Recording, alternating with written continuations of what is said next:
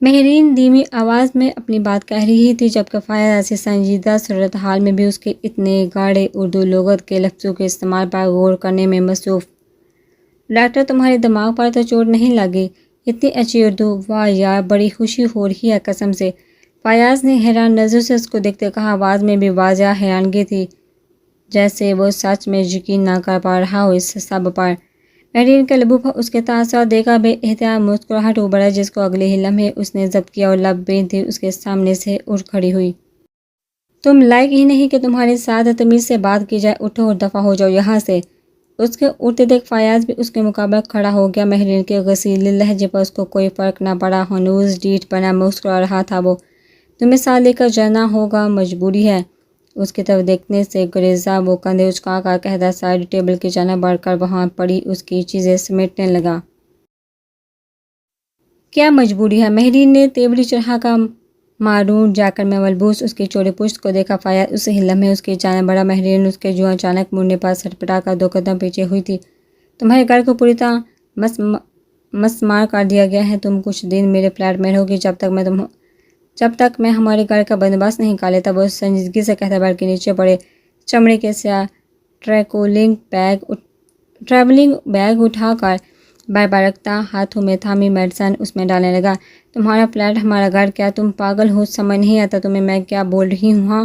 اپنے گھر کے بارے میں سن کر شدید غم میں مبتلا ہوگی، مگر اپنے اس زندگی بھر کے غم کو اس وقت پس پشت ڈال کر اس نے فیصلہ کر لیا تھا 2 ٹوک الفاظ میں فیاض سے بات کر لینے کا۔ پاگل میں نہیں، پاگل تم ہو جو اب بھی یہ باتیں کر رہی ہو۔ فیاض سرد نگاہوں سے اس کو دیکھتا مہرین کو کندھوں سے تھم کر بیڈ پر بٹھا گیا۔ اس جان لیوا حملے کے بعد تمہیں اندازہ بھی ہے کہ کتنی ہائی اسٹیک پر ہے تمہاری لائف؟ کیا تم اپنے مام کا بدلہ نہیں لوگی اپنے دشمنوں سے؟ ہاں؟ وہ اس کے سامنے 2 زانوں بیٹھا مہرین کے پیر میں بوزے پہنانے لگا۔ اس نے اپنا پیر فیاض کے ہاتھوں سے پیچھے کیا تھا، مگر وہ سختی سے اس کے ایڑی پکڑ گیا۔ مہرین کے لیے مرد کی یہ صفت کافی حیران کن ثابت ہوئی۔ وہ پڑی پڑی آنکھیں لیے اس کے جھکے سر کو دیکھتی رہی۔ زندگی میں کبھی کبھی ایسا وقت آ جاتا ہے، ہمیں اپنی مرضی کے برخلاف فیصلے کرنے پڑتے ہیں۔ جب تم بھی اس ساتھ کا فاصلہ اپنی حفاظت کے ہاتھ اور مرضی کے برخلاف ایک مجبوری کے تحت کر لو، اپنے انتقام کے بعد تم چھوڑ دینا مجھے۔ اس نے جس دل سے یہ الفاظ زبان سے ادا کیے تھے، یہ محض اس کا وہ ہی جانتا تھا۔ ملنے سے پہلے ہی بچھڑ جانے کے بعد دوسری طرف مہرین یک تک مقابل قدموں میں بیٹھے اس پہیلی سے شخص کو دیکھتی رہی۔ میری مام کی مرڈر میں وہ ہینڈرک شامل ہے نا؟ مہرین نے سوکھتے ہونٹوں پر زبان پھیر کر اس سے سوال کیا۔ فیاض اس کے شوز کے کھلے تسمے باندھ کر ماتھے پر سایہ سلکی بال پیچھے دھکیلتا کھڑا ہو گیا۔ جن بندوں نے یہ کیا وہ اپنے انجام کو پہنچ چکے ہیں، جو اس کے پیچھے ملوث ہے وہ بہت جلد جہنم میں رسید کر دیا جائے گا۔ وہ سنجیدگی سے کہتے اس کے برابر رکھا بیگ رکھتا اپنے کندھے پر ڈال گیا۔ اس بات کی کیا ضمانت ہے کہ تم اس کے جہنم وصال ہو جانے کے بعد مجھے چھوڑ دو گے؟ اس کے سوال پر پسماندگی سے مسکرایا۔ مہرین جانچتی نظر سے اس کو ہی دیکھ رہی تھی۔ سزائے موت انسان خود ہی تجویز نہیں کرتا، یہ ہونے سے ستمگر کو حاصل ہے۔ الگ ہونے کا احتیاط سے تمہیں دیتا ہوں میں، سب ختم ہو جانے کے بعد جب دل چاہے تم الگ ہو سکتے ہو مجھ سے۔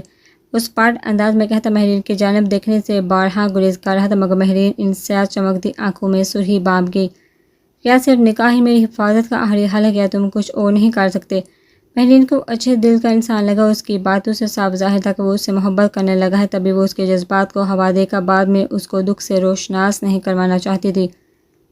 بٹے ہوئے وجود سے محبت کرنا پہلی سزا تھی ایک، اب اس پر نکاح کے بندھن میں بندھ جانا مزید تکلیف دہ ثابت ہوتا اس کے لیے۔ نہیں، اور کوئی حل نہیں۔ اب چلو، ہم لیٹ ہو رہے ہیں، باقی کے سوال تم کار میں کر لینا۔ فیاض سرسری انداز میں کہتا آگے بڑھ گیا تو نہ چاہتے ہوئے بھی مہرین کو اس کے پیچھے قدم اٹھانے پڑے۔ ایک دن قبل جیکسن مسیسپی تاریخی سیاہ کمرے میں کسی کی دبی دبی سسکیاں اور آہیں گونج رہی تھی۔ وہ روتا بلکتا ناتواں وجود سرد زمین پر بیٹھی گھٹنوں کے گرد بازو باندھے ان میں منہ چھپائے نہ جانے کب سے موت آ جانے کی دعا میں مشغول تھی۔ وہ ایسی دعا کرتی بھی کیوں نہ، وہ پچھلے 1 ہفتے سے روزانہ کوئی نیا آدمی آ کر اس کی عزت کو تار تار کر کے چلا جاتا اس تاریک کمرے میں، اور وہ محض چیخنے چلانے کے کچھ اور کر بھی نہ پاتی۔ کچھ ہی دیر میں ان چیخوں کا شور مزاحمت کرتے ہاتھ بھی تھم جاتے، جن کی جگہ دبی ہوئی بے آواز سسکیاں لے لیتی۔ اس معصوم پاک باز لڑکی کو نہیں معلوم تھا کہ اس کا کیا گناہ ہے جو یہ سب اس کے ساتھ ہو رہا ہے، جبکہ یہ صرف اللہ ہی جانتا تھا کہ اس کے آگے اس کے ماں باپ کے کیے گناہ آ رہے تھے، کیونکہ کہتے ہیں نا کہ ماں باپ کے کیے ہوئے اچھے برے اعمال جلد یا بدیر ان کی اولاد کے پاس ہی لوٹ آتے ہیں۔ زندگی سزا کی صورت ہو گئی تھی۔ اس کے کانوں میں اچانک اپنی خالہ کی محبت بڑی آواز گونجنے لگی۔ 5 سے 6 ملاقاتوں میں وہ ان کے گرویدہ ہو گئی تھی۔ پہلی ملاقات کے بعد اس نے یہ سوچا تھا کہ دونوں بہنوں کی طبیعت میں اس قدر تصاعد کیسے ہو سکتا ہے۔ اس نے ان کی محبت دیکھ کر یہ بے احتیاط سوچا تھا کہ کاش ڈانا کی بجائے وہ اس کی ماں ہوتی تو وہ ساری زندگی جو ماں کے ہوتے ہوئے بھی ماں کے لمس اس کی محبت کے لیے نہ ترستی۔ جب سے اس نے ہوش سنبھالا تھا یہی محسوس کیا کہ اس کی ماں اس سے کافی کھچی رہتی ہے، سیدھے منہ بات تک نہیں کرتی۔ جب کام کی بات ہو تو ورنہ گھر میں پورے دن خاموشی کا ہی راج رہتا۔ بچپن میں جب وہ کبھی رات میں نیند کی دوران ڈر جایا کرتی اور اپنی ماں کے پاس سونے چلی جاتی تو وہ غصے سے اس کو دور جھٹک کر واپس اپنے روم میں بھیج دیتی، پھر وہ 6 سالہ بچی پوری رات ڈرتے ہوئے گزارنے کے بعد صبح اسکول چلی جاتی، جہاں وہ بریک ٹائم میں کلاس روم میں سو کر اپنی نیند پوری کیا کرتی تھی، کیونکہ پلے گراؤنڈ میں دیگر بچوں کے پاس تو جب جایا جاتا جب پاس میں یا تو لنچ کے پیسے ہوتے یا ماں کا دیا ہوا ٹفن، سب وہ پیٹ میں اڑتی بھوک پانی پی کر مارتی۔ یہ دعا کرتی تھی کہ آج ماما نے گھر میں بریڈ لا کر رکھی ہوئی ہو تاکہ وہ دودھ میں بریڈ ڈبو کر رکھ لے۔ بچپنا ماں کی ان حرکتوں کو دیکھ ہی گزر گیا، اور جب جوانی آئی تو ان کو بیمار پایا، سو جوانی ان کی تیمارداری میں بسر ہو رہی تھی۔ اینا کی زندگی اس کے لیے ایک ڈیلی پریکٹس کی طرح تھی، روزانہ کی ایک ہی روٹین۔ ہاں کچھ دن قبل حالانکہ فیملی سے ملنے کے بعد زندگی میں کچھ نئے رنگ آئے تھے اس کے لیے جو بے پناہ خوبصورت بھی تھے۔ محبت کرنے والے رشتوں کو پا کر یہ احساس ہوا کہ ہاں زندگی اتنی بھی بری نہیں۔ اس کو یاد آئے اچانک کہ آج سے 1 ہفتے قبل بھی وہ اپنی خالہ سے ملنے ان کے گھر ہی تو جا رہی تھی، جو یہ قیامت خیز واقعہ پیش آ گیا اس کے ساتھ۔ جب دل لگنے لگا تو سب اجڑ گیا۔ وہ گھٹنوں میں سردی سسکتی ہوئی نہ جانے کتنی دیر تک ماضی کی باتیں یاد کرتی رہتی کہ کمرے کے باہر سے بھاری بہت سے قدموں کی آوازیں آنے لگی۔ وہ فوراً سر اٹھا کر طریقے میں نظر جمائے کمرے میں نادیدہ دروازے کو تلاش کرنے لگی۔ اٹھاؤ اس کو زحم اور ختم کرو، یہ سب تم لوگوں کی عیاشی کے لیے نہیں چھوڑا گیا اسے یہاں۔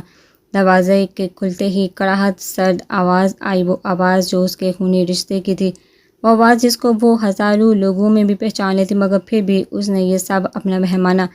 اینا نے چندیائی آنکھوں کو بامشکل کھولتے ہوئے آواز کے تعاقب میں نظر اٹھائی تو دیکھا وہاں صرف 2 مرد کھڑے تھے، سیاہ لباس میں، چہروں کو سیاہ ماسک ڈھانپے ہوئے۔ چلو لڑکی تمہاری سزا ختم۔ ان میں سے ایک نے آ کر اینا کا بازو تھامتے اس کو بے دردی سے کھڑا کیا۔ وہاں کون تھا؟ مجھے ملنے دو ان سے پلیز، اس نے آدمی کے بازو میں تڑپ کر ہاتھ پیر چلاتے ہوئے کہا، جس پر دوسرے آدمی نے ایک زناٹے دار تھپڑ اس کے گال پر رسید کیا، جس کی زد میں آ کر اس کے منہ سے خون رسنے لگا تھا۔ تیری ماں تھی؟ بڑی آئی پوچھنے والی چپ کر اس کے جھکے سر کو دیکھا، ہلکے بل داڑھا۔ اینا نے سر اٹھا کر خون اس کے منہ پر تھوکا تھا۔ میری ماں کو بیچ میں نہ لاؤ نیچ انسان۔ وہ ہونہار نظروں سے اس کو دیکھتے جسم کا پورا زور لگا کر چیختے۔ وہ آدمی اس کی اس حرکت پر اس کو مارنے کی نیت سے آگے ہی بڑھا تھا کہ دوسرے آدمی نے اینا کو اپنی پشت پر کر دیا۔ بھائی چھوڑ دے، ویسے بھی بیچاری کی موت نزدیک ہے، کیوں خود کو تھکا رہا ہے ایک بیکار چیز کے پیچھے؟ وہ تمساہر بڑے لہجے میں گویا ہوا، جس پر دوسرے آدمی نے اس کو دیکھتے سر کو خفیف سی جنبش دی۔ بھائی تم نے دیکھا نہیں چونٹی کے پر کیسے نکل آئے ہیں؟ آپ کے دوسرے والا بھی کر دے، ہلکے پھلکے لہجے میں بولا تھا، جس پر دونوں کے کہکے خاموش فضا میں گونجے۔ تم نے سنا ہوگا آگ بجھنے سے پہلے 1 سے 2 دفعہ بھڑکتی ہے، تو بس وہی ہے یہ بھی، ہاں ہاں ہاں۔ دونوں ایک دوسرے کے ہاتھ پر تالی مار کر ہنسے۔ ان کی باتوں کو سن کر اینا نے کرب سے آنکھیں مچی تو خدا نے میری دعا سن لی، اس کرب سے نجات ملنے جا رہی ہے مجھے۔ ان دونوں آدمیوں کے درمیان روشن راہداری میں کھینچتی چلی گئی، ذہن میں ایسی ہی کئی سوچیں گردش کر رہی تھی۔ پوری زندگی ایک ٹریلر کی صورت آنکھوں کے سامنے پلے ہونے لگی۔ ان دونوں نے اس کو ایک کھلے سفید ہال میں لا کر اس کے وسط میں ماربل کے چکنے ٹھنڈے فرش پر پٹھا دیا۔ وہ گھٹنوں کے بل زمین پر گری، سر اٹھا کر سامنے دیکھا تو سر اونچی سی کرسی پر کوئی بیٹھا تھا، جس کو وہ نہ دیکھ سکی کیونکہ کرسی کی پشت اس کے سامنے تھی۔ جس کو یہاں کھینچ کر لائے تھے ان میں سے ایک اس کی پشت پر لوہے کی خاردار تار لیتے آ کھڑا ہوا۔ اجازت ہے باس؟ اس آدمی نے اینا کو اوپر کھینچ کر سیدھا کرتے اس کے گردن میں تار پھانسی کہ پھندے کی طرح ڈالی اس کی زیادہ تعلق کرنے پر سورہ کرسی حال کی جانب گھومی. کرسی پر بیٹھی شخصیت کو دیکھ کر اینک کی آنکھیں ساکت ہو گئی. نیلی سمندر سی آنکھوں میں بےیقینی دار آئی تھی. کرسی پر بیٹھی شخصیت نے ہاتھ اٹھا کر اجازت دی تھی، جس پر اینک کے پیچھے کھڑے آدمی نے تار کو اس کے سفید دودھیا گردے پر چپکا دیا. کیوں؟ اس کے ہونٹ سوال کرتے ہلے. جو مقابل نے صاف دیکھا اور لرزش اس کے جسم میں بھی آئی تھی. اس منظر پر تار میں لگی کیلیں اس کی نرم جلد میں پیوست ہونے لگی. وہ درد سے نڈال ہوئی، مگر یہ درد اس درد سے مقابلے کچھ نہ تھا جو اس وقت دل میں ہو رہا تھا کسی بہت اپنے کی بے وفائی کو دیکھ کر.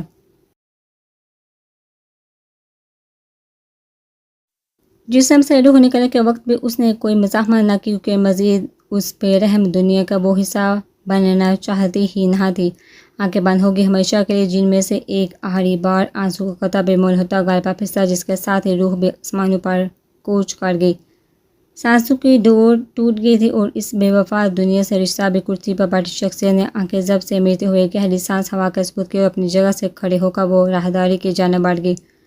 آگے کا کام تم لوگوں کو پتہ ہے. کل صبح یہ لاش ووڈ ہاؤس کے سامنے لٹکی ہونی چاہیے. میرا جٹ بھی تیار کرو واپس سیان ڈیاگو کا. اس نے ایک نظر غلط بھی اس بے جان وجود پر ڈالی. اپنی بات کہہ کر وہاں سے باہر کی جانب قدم بڑھائے. سہراب حکمہ کو اس کے گھر کچھ دیر بعد واپس آنے کا کہہ چھوڑ کر گیا تھا. چھوڑا تھا ساتھ ہی پہلے ہی سے لگائی ہوئی اس کے گھر کے گرد سیکیورٹی کو مزید الرٹ کر گیا. اب اس کی کار کا رخ اپنے ویلا کی جانب تھا. وہ مراد صاحب سے ہینڈرک پر کروائے جانے والے نامعلوم انکاؤنٹر کے بارے میں ڈسکشن کرنا چاہتا تھا، جس میں اس کو اس بات کا بھرپور یقین تھا. مراد صاحب ابھی یہ صاف کرنے میں اس کو سپورٹ نہ کرتے، مگر ہر گزرتے دن کے ساتھ ہینڈرک ایک زہرخند اژدہا بنتا جا رہا تھا، جس کا سر جتنی جلدی ہو کچل دیا جائے یہ سب سے بہتر. ساتھ ہی اس نے فیاض کے لیے بھی دل سے وہم نکال دیا. حکمہ کی باتیں بھی صحیح لگی اس کو اور اپنا نظریہ بھی کہ جیون ہون تھا. زور اگر مارتا تو یقیناً اس مشکل وقت میں کچھ الرٹ ہی ہو جاتا. سو نکاح وقت کی ضرورت ثابت ہوا بھی. وہ اپنی سوچوں میں گم سنجیدہ نظر سڑک پر جمائے کار ڈرائیو کر رہا تھا کہ کار کے بلوٹوتھ سسٹم نے فیاض کی انکمنگ کال کو اٹریکٹ کیا. انڈیکیٹ کیا. سہراب نے اپنے حالات کو جٹر کال یس کر کے مگر بات میں پہلا کی. ہیلو بھائی جانی. اس کی اداس بڑی آواز کار کی خاموش فضا میں گونجی. سڑک پر موڑ کرتے اسٹیئرنگ وہیل گھماتا سہراب اس کی آواز پر مبہم سا مسکرایا. یعنی بدتمیزی کرنے کے بعد اب پچھتایا جا رہا ہے. اس نے بغیر کچھ کے سنجیدگی سے ہنکارا بڑھا، جس پر فیاض کے آگے بڑھتے قدم اپنی جگہ رک گئے. وہ مہرین کو اپنے فلیٹ میں چھوڑ کر آنے کے بعد روزانہ کی بنیاد پر استعمال کی جانے والی ضروری اشیاء خرید کر کار پارک کرتا لفٹ کی جانب بڑھ رہا تھا کہ اچانک سخت ندامت نے آن گھیرا. بھائی سے کی ہوئی بدتمیزی کو سوچ کر تبھی اس نے فوراً ہی سہراب کو کال ملائی تھی. بھائی جانی یار مجھے معاف کر دے، بہت نادم ہوں میں اپنی غلطی پر بھائی.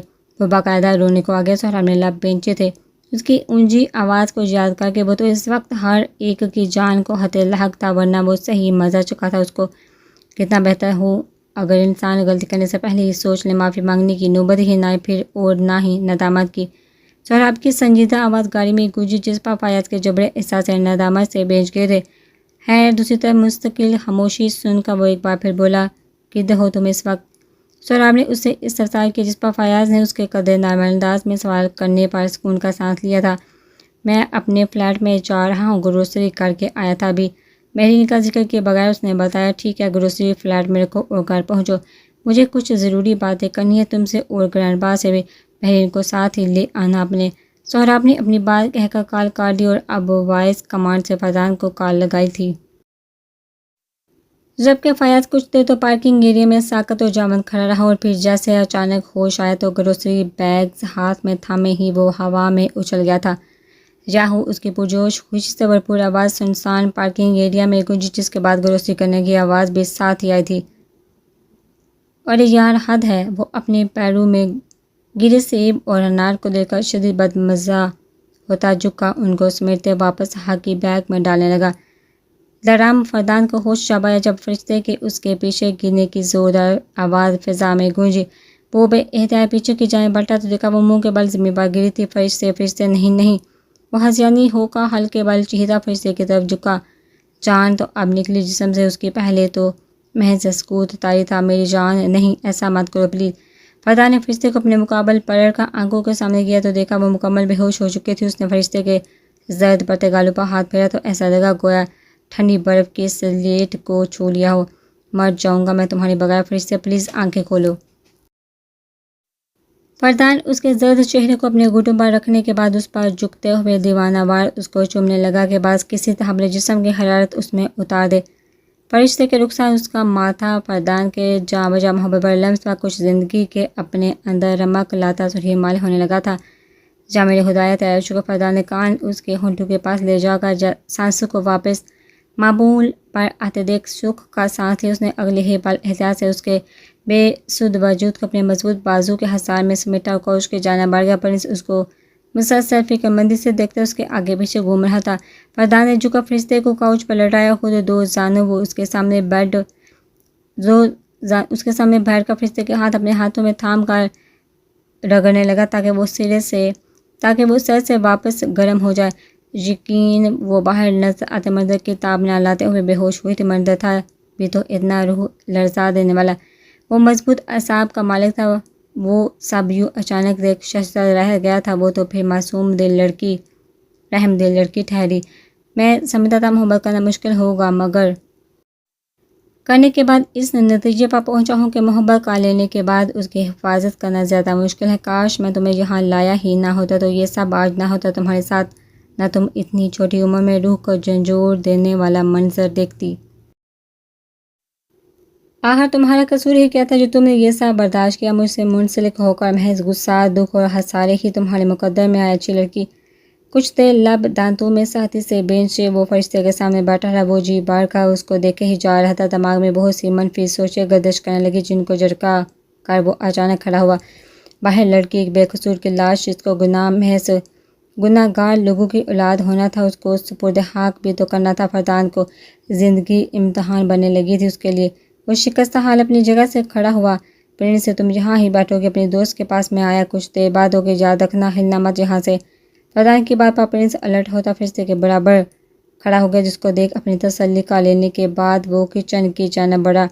ووڈ ہاؤس کا پچھلا دروازہ لاک کر کے اس نے نیچے دراز میں رکھی اپنی ریوالور نکال کر جینس کے پیچھے اڑسائی اور جیپ کی چابی اٹھاتا ہوا وہ باہر آ گیا۔ سامنے نظر آتے منظر کو ایک بار پھر دیکھتے ہوئے اس کی آنکھوں میں مرچیں سے بڑھنے لگی۔ ایسا محسوس ہو رہا تھا کہ دل کو کسی نے مٹھیوں میں دبوچ لیا، اور بہن مانا نہ تھا مگر تھی تو وہ اس کی بہن ہی، خون کا رشتہ تھا۔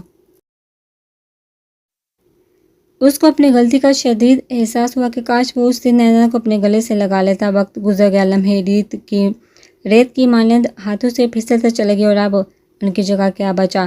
پچھتاوا، ندامت، کھسک اور افسوس۔ جیپ کی ٹرنک سے بیلچہ نکال کر وہ اس درخت کے پاس آ گیا جہاں وہ اس کی بہن تھی۔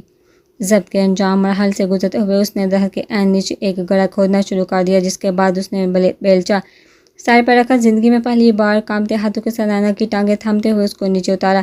لاش کو دیکھ کر ہی بتایا جا سکتا تھا کہ 24 گھنٹے ہو چکے ہیں اس کو مرے ہوئے۔ آج دوسری بار مجھ سے میری بہن چھینی گئی ہے، اور دونوں بار کا بدلہ میں نے نہ لیا تو فردان مصطفیٰ میرا نام نہیں۔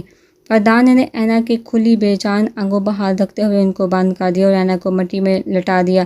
یہ تمام کارروائی یقیناً صبح کے وقت کی گئی تھی، کیونکہ وہی دن کا ایک وقت تھا جب وہ بے خبر ہوا ہر چیز سے۔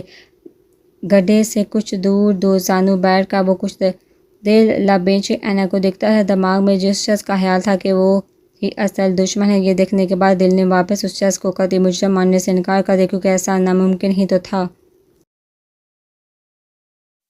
فردان نے کھڑے ہو کر اپنا ہائی نیک اتارا اور جھٹکتے ہوئے اینا کا چہرہ اس سے دھانپ دیا۔ سفید بے داغ ہائی نیک پر آنسو کے چاند قطرے ٹر کر گرے تھے، ہونٹ جھلکتے سر، رنگ نیلی آنکھیں بے حد اداس عجیب سا تاثر دینے لگی۔ وہ ایک آخری نظر اس کے وجود پر ڈالنے کے بعد اینا کو ہمیشہ کے الوداع کہتا ووڈ ہاؤس کے اندر آ گیا۔ کوچ پر فرشتے ہنوز بے سود پڑی تھی، جس کے پاس آ کر اس نے فرشتے کی نبض ٹٹولی جو ٹھیک چل رہی تھی۔ وہ پرنس کو وہیں بیٹھے رہنے کا کہہ کر اوپر آیا۔ جینس کے پیچھے اڑسی گند نکال کر بیڈ پر رکھتے وہ الماری میں سے کپڑے نکالتا واش روم میں بند ہو گیا۔ 15 منٹ بعد وہ نہا کر کپڑے چینج کرتا اپنا موبائل تھا میں فرشتے کے مقابل کوچ پر بیٹھا تھا. جٹ ریڈی کرواؤ جو جیکسن میں ہی ہے. آدھے گھنٹے کے اندر اندر میرے ووڈ ہاؤس بھجواؤ فوراً. فردان نے حکم صادر کرتے ہی کال کاٹ دی. وہ موبائل ٹیبل پر پٹکنے لگا تھا کہ موبائل واپس بجنا شروع ہو گیا. سکرین پر سہراب کا نام جگمگا رہا تھا. اس نے کال فوراً پک کر کے کان سے لگائی. کیسی ہو؟ سہراب کی بڑی آواز فردان کے سماعتوں سے ٹکرائی. اس نے گہری سرد سانس فضا کے ثبوت کی تھی. ٹھیک نہیں، تم بتاؤ. فردان نے سنجیدگی سے جواب دیا. سہراب سمجھ گیا دشمن نے وہاں بھی کارروائی شروع کر دی ہے اپنی. میں بھی. کب آ رہی ہو؟ دونوں کا حال ایک جیسا تھا. اس وقت سہراب نے فردان کی آواز میں ترتے رنج کو بانپتے ہوئے اس کو زیادہ پر ہونے والے جان لیوا حملے کے بارے میں نہ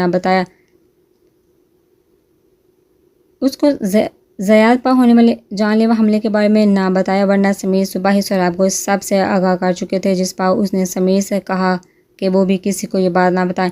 رات تک پہنچ جاؤں گا. کیا پلان ابھی سے ایگزیکیوٹ کریں؟ فردان نے سہراب سے سوال کیا. کیا تمہیں یقین ہے کہ وہی ہے ہینری کے ساتھ ملی ہوئی؟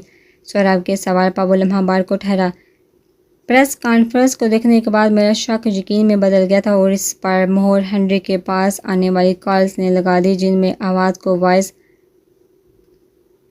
کنورٹر سافٹ ویئر سے تبدیل کیا گیا ہے. لیکن طالب آج میں کچھ سمجھ نہیں پا رہا. سہراب نے زندگی میں پہلی بار فردان کے لہجے میں بے یقینی محسوس کی تھی. اس کے ہاتھ اسٹیئرنگ وہیل پر لمحے بار کو ڈگمگائے. کیا ہوا ہے ڈین؟ اس نے کار سڑک کے کنارے سر پر لگاتے ہوئے سنجیدگی سے اسے استفسار کیا. کوئی ماں اپنی بیٹی کو کیسے مار سکتی ہے طالب؟ فردان نے جواب دینے کی بجائے الٹا سوال کیا جس کو سن کر سہراب بھی ایک لمحے کو ششدر رہ گیا تھا.